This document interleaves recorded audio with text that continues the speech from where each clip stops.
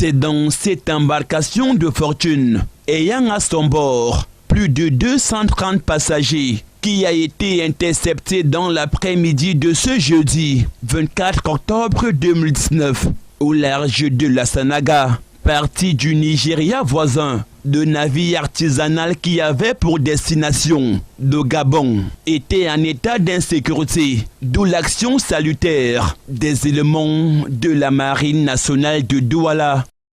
Ces 230 bonhommes étaient dans un état de voyage assez délicat parce que ce navire déjà n'avait aucun appareil de communication, pas de gilet de sauvetage, pas de bouée de sauvetage. Donc il présentait un danger certain. Qu'est-ce qui s'est passé? Nous avons dans un premier temps immobilisé le navire, transféré le passager qui était en danger dans cette embarcation vers notre gros navire. On les a mis en sécurité. Ils sont en majorité des ressortissants de l'Afrique de l'Ouest, notamment du Niger, du Bénin, du Togo, du Sénégal, du Burkina Faso, de la Guinée-Conakry, du Mali, du Gabon et du Nigeria. Et parmi ces migrants clandestins, nombre présentaient des signes de fatigue et ont été pris en charge à l'infirmerie de la base navale de Douala. Il a 30 ans, il est arrivé dans un état inconscient. Vous voyez le brancard là, ça fait ça qu'on l'a transporté ici, il ne marchait pratiquement pas. Il est arrivé dans un état inconscient. Et depuis la nuit, on essaie de le faire un remplissage veineux pour le remonter. Et tout à l'heure, j'ai envoyé acheter l'orange là, on a pressé dans sa bouche pour le permettre d'avaler la salive et pour ouvrir son estomac afin qu'il puisse déjeuner. Et tout à l'heure, je pense qu'il coupait déjà un peu, mais il n'arrive pas assez un peu à se tenir debout. Donc, mais sinon, c'est encore maîtrisable. Le jeune ici là, c'est son nom encore qu'il a.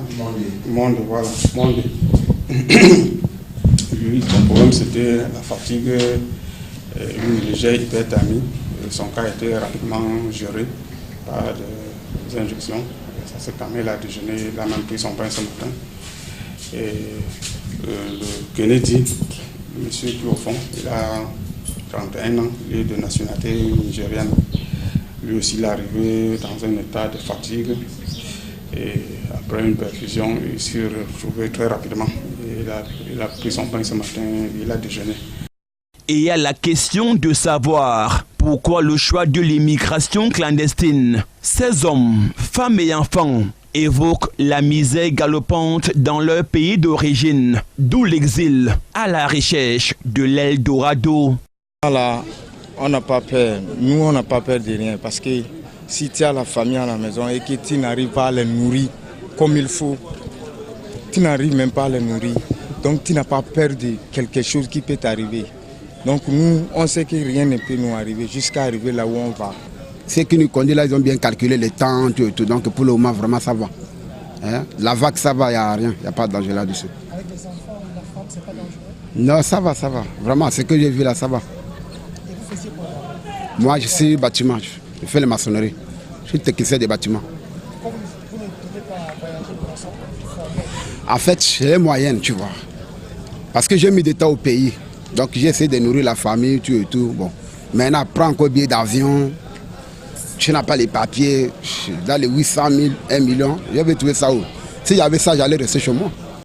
Actuellement retenus dans les camps de la base navale de Douala, les administrations concernées par ces questions vont devoir prendre en charge ces migrants clandestins pendant que la Marine nationale poursuit ses missions régaliennes sur les flancs d'eau qui sont la sauvegarde et la sécurisation de l'espace maritime.